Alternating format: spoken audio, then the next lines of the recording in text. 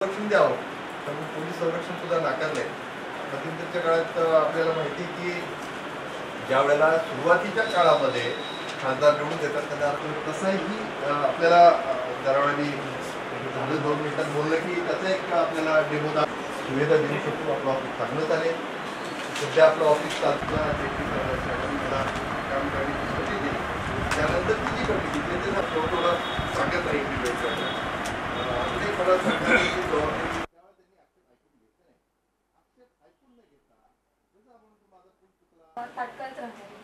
2010 साली मेट्रो प्रकल्प यावा प्रयत्न सुरू झाले. 2014 पर्यंत मेट्रो मंजूर होऊन रस्त्यावर यायला हवी होती, ती आली नाही.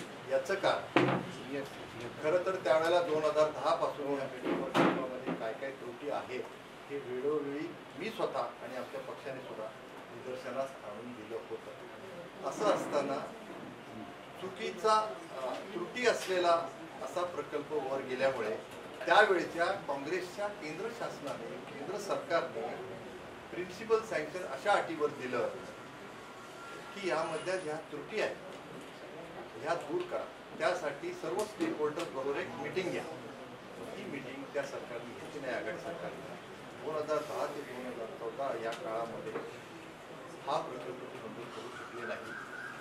त्यामुळे हा आम्हाला त्यात दुरुस्ती करावी लागली की जी पूर्वीच्या काँग्रेस सरकारने सांगितलेलं जे काम होतं ते आमच्या मुख्यमंत्र्यांनी आमच्या गडकरी साहेबांनी आमच्या केंद्र सरकारने करायचं ठरवलं. त्यातला एक शिपाई म्हणून मी यात माझी भूमिका बजावली. पण सर असं म्हटलं जातं नागपूरची मेट्रो ज्या पद्धतीने जलद गतीने झाली त्या पद्धतीने पुण्याची झाली आहे. मग नागपूरची मंडळी पुण्याकडे लक्ष देत नाही का काय?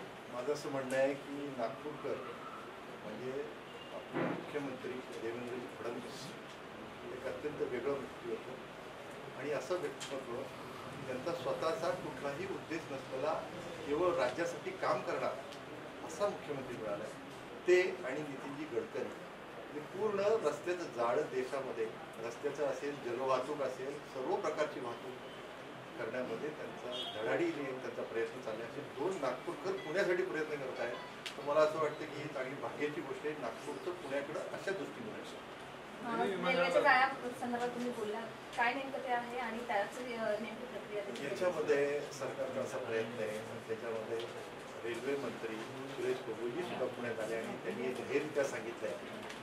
त्याप्रमाणे त्यांनी अधिकाऱ्यांच्या बरोबर बैठक पण घेतली. कालपासून ते कुणाल कुमार सुद्धा त्याला हजर होते की पुणे आणि पुणे परिसराची वाहतूक चांगली होण्यासाठी मेट्रो बस सर्व्हिस त्याबरोबर रेल्वेचा सुद्धा असा चांगला उपयोग करता येईल आणि ही वाहतूक कशी चांगली करता येईल असा प्रयत्न चालू.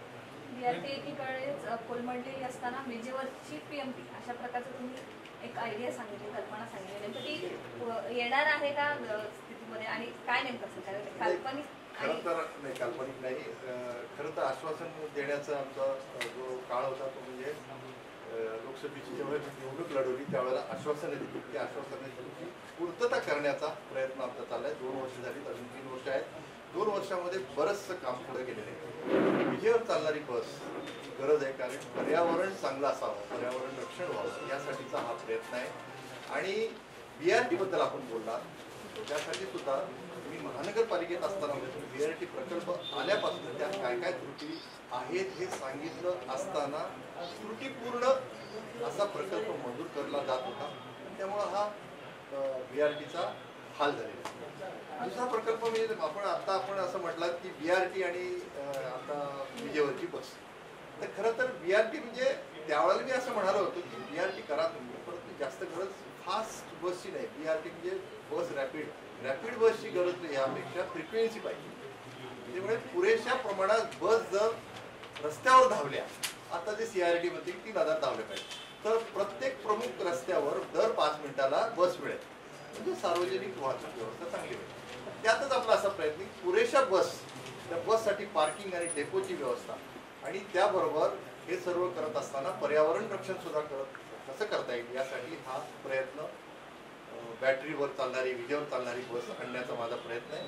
आणि ते कोथरूड त्यानंतर पुणे स्टेशन, लोहगाव आणि नगर रोडपर्यंत बस कशी आपल्याला चालवता येईल PMPL मार्फत असा प्रयत्न. त्याच्यासाठी वेळेची निश्चितता केलेली आहे का?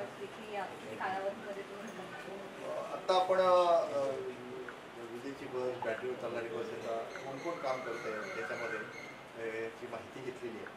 त्याच्यामध्ये सातारमध्ये एक बस तयार केली जाते, पण त्यांनी AC बसचा एक पर्याय आम्हाला दिला. आम्ही म्हणून नॉन ACचा पर्याय आम्हाला सांगा, त्याची किंमत किती आहे. त्याचबरोबर एक पंडित जे आहे KPITचे ते सुद्धा ह्या बसेस तयार करतात, त्यांच्याकडे सुद्धा आपला प्रयत्न चालू आहे आणि कमीत कमी किमतीत कशी आपल्याला ती बस मिळेल आणि ती आपल्याला कशी सुरू करता येईल, त्यासाठी सुरुवात जी करायची ती खासदार निधीतून आम्ही पैसे देऊन करणार. प्रोएक्टिव्ह MIS म्हणजे प्रोएक्टिव्ह मॅनेजमेंट इन्फॉर्मेशन सिस्टीम, म्हणजे कुठलंही काम प्रोएक्टिव्ह व्हायला पाहिजे, म्हणजे स्वतःहून व्हायला पाहिजे. समजा आपण सरकार जेव्हा चालतं तेव्हा मी समजा एखाद्या खात्यामध्ये गेलो, त्या खात्यामध्ये गेल्यानंतर मी सांगतो की बाबा मी माझा प्लॅन मंजुरीला टाकलं, माझं मंजूर झालं नाही. मला असं वाटतं की त्या प्रोएक्टिव्ह सॉफ्टवेअरमध्ये असं होणार आहे की त्याचे एक निकष ठरतील आणि 8 दिवसामध्ये 15 दिवसामध्ये हा प्लॅन पास झालेला आपल्याला पाहायला मिळेल, तसं आपल्याला कळवलं जाईल.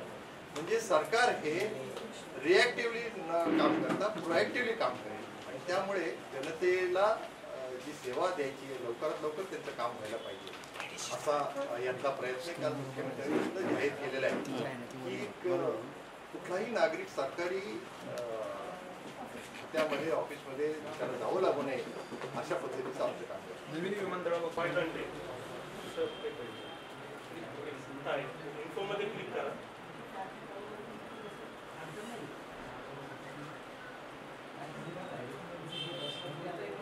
आता त्याचं जे काम आहे ते आपल्याला लगेच कळतं की माझं पूर्ण वहिवाट मध्ये शेत जमीन काय ते शेत